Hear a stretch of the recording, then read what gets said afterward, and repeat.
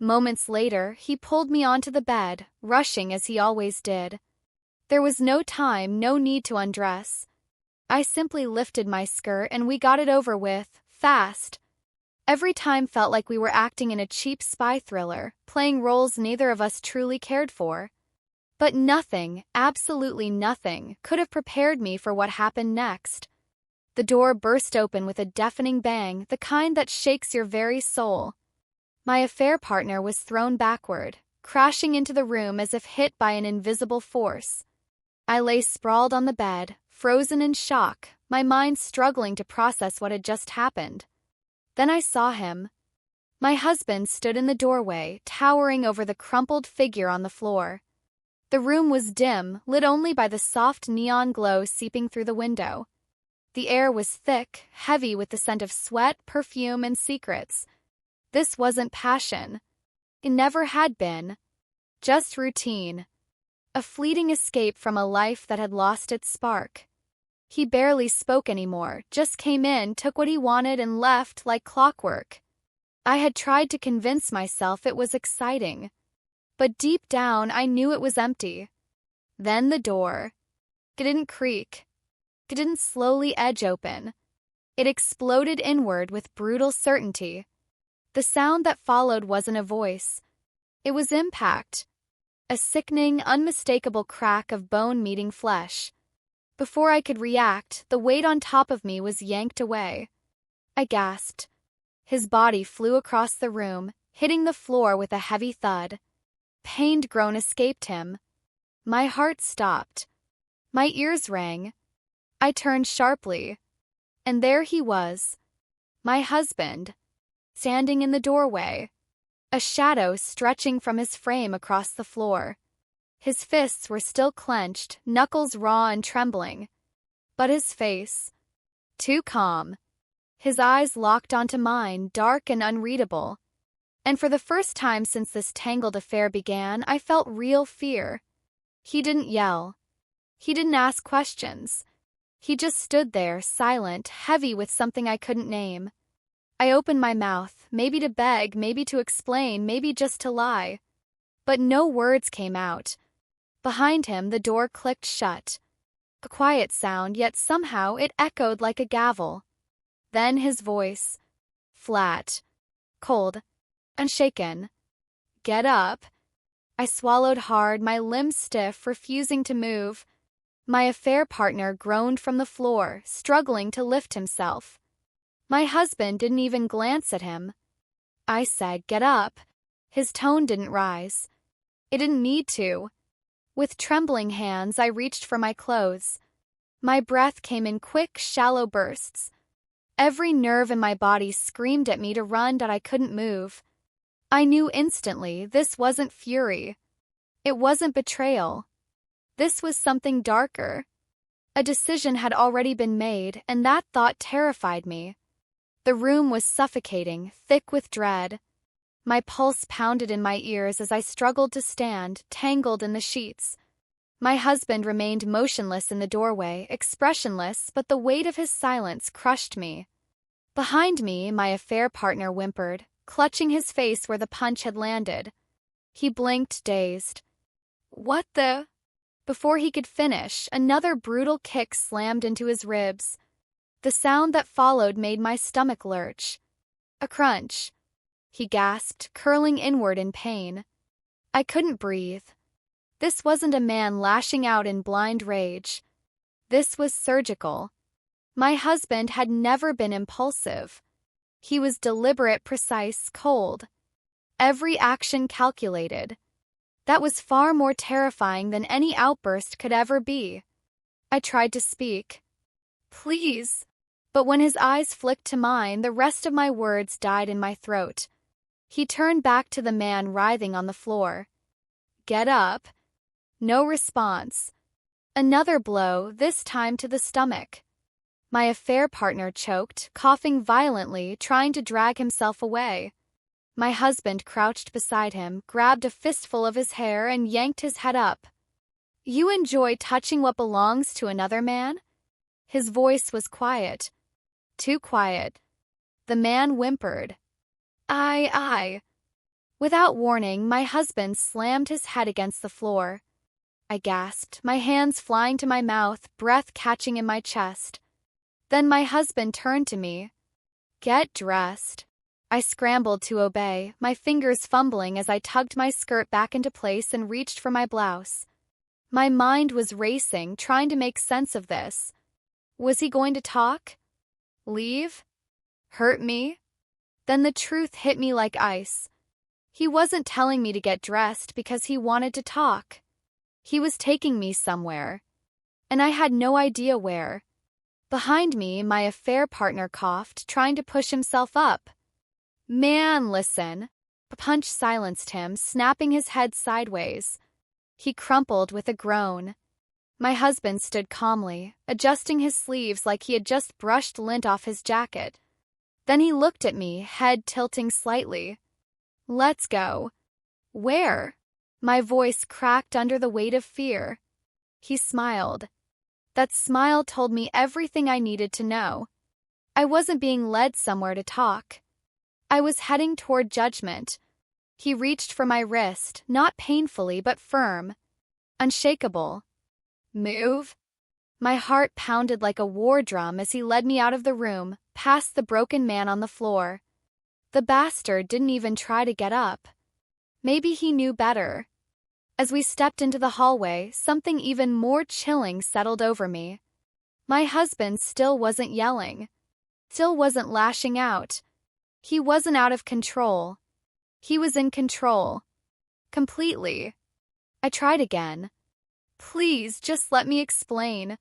He didn't answer. Didn't even look at me, not here. 2 words. They froze my blood. Not here. That meant he had a place in mind. A plan. We stepped outside, the night air biting against my skin like ice. He opened the passenger door of the car and gestured for me to get in. I hesitated. I could run. I could scream. But then I looked at him.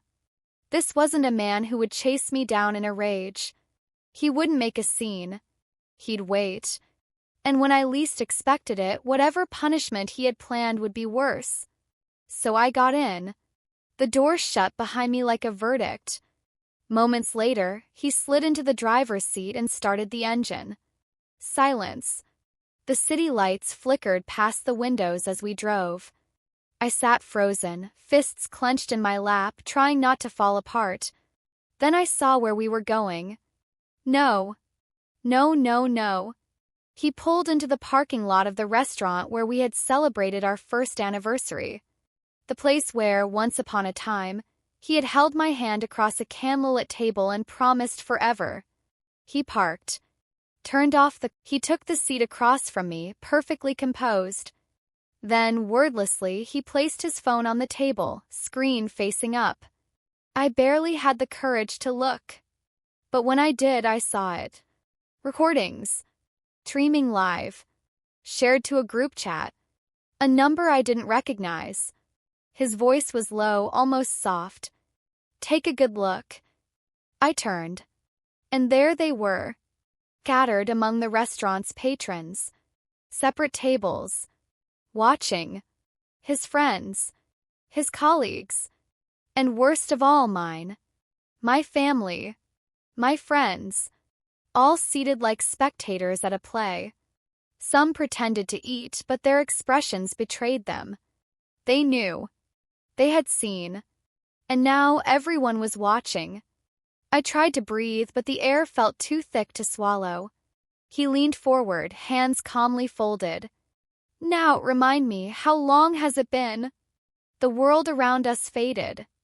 The clatter of plates, the murmur of conversations, the soft background music, it all vanished. There was only the sound of my heartbeat. And his voice. Still streaming. Still broadcasting this humiliation in real time. I opened my mouth. Nothing came out. He tilted his head slightly. No answer. I swallowed, every eye in the room burning into my skin. The weight of it was unbearable. "Please," I whispered. He didn't blink. "How long have you been sleeping with him?" Everything stopped. A few diners, strangers unaware of the setup, paused mid-bite, their forks hovering, their gazes locked on me. The shame was suffocating. I could lie, but the look in his eyes told me that would seal my fate.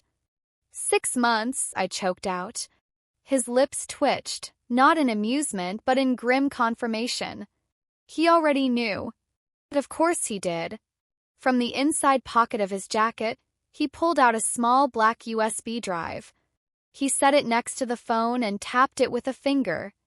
I had cameras installed last month. His tone was disturbingly casual, as if discussing home renovations. Not just in the bedroom, living room, kitchen, even the garage. A chill rolled through me. I've got hours of footage, dozens of clips, of you letting him in after I left for work. He leaned in again, voice quieter, sharper. Did you ever think twice? Even once? Or did you just assume I was too stupid to notice? Tears burned behind my eyes. I didn't mean. Don't. His voice cut through me like a blade. Don't insult me with I didn't mean to. I went silent. There was nothing I could say, nothing he hadn't already disproven. He leaned back, tapped the USB again. That's not even the highlight. From his jacket pocket, he pulled out a folded piece of thick, legal-sized paper and slid it across the table. My lawyer prepared this weeks ago. Already signed on my end. I hesitated. My fingers trembled as I picked it up. Divorce papers. And worse, attached were the terms. Ruthless ones. The house gone. Joint accounts frozen. Car in his name. My job, the very position I had gotten through his connections, already severed. He let me absorb it. Let the weight of it crush me. I could drag you through court, he said calmly. Take the footage to a judge. Make sure you walk away with nothing. He glanced at the phone. I could send this stream to your boss. Your parents. Post it online. Make it go viral. But then he drummed his fingers against the table. I'm offering you one chance. I looked up, vision blurred, throat raw. One chance to disappear. Sign the papers. Pack up. Be gone by tomorrow. He picked up the USB, rolling it between his fingers. But if you fight me, his voice softened into a whisper, one that felt like a blade, if you even think about making this difficult, he smiled. I will ruin you completely. I sat frozen, humiliated, exposed. My entire world, reduced to whispers, stares, and ink on paper. My hand reached for the pen he had placed beside the documents. And there, under the gaze of strangers and loved ones alike, my betrayal laid bare for all to see. I signed the second the pen left the page. He stood, straightened his jacket, scooped up the USB and the phone. Without another word, he turned and walked away, leaving me sitting in the wreckage. Alone. Empty. And it wasn't over. She thought that moment was her rock bottom. But I knew better. That was just step one. Her shame became public. Her support system gone. Friends distanced themselves. Family, disgusted, cut ties. Her employer fired her without hesitation. A moral clause hidden in her contract sealed the deal. The videos had already started circulating. Behind the scenes, I had done even more damage. Moved assets. Closed accounts. Locked down every legal advantage. When she tried to contest it, she found out too late. She had already signed everything away. In that restaurant. In front of the world. She called me once. Her voice cracked with desperation. Please, can we talk? I smiled. We already did. Then I hung up. That was the last time I heard her voice. As for me, I walked away with my future intact and left her buried beneath the consequences of her own choices. Was it revenge? Maybe.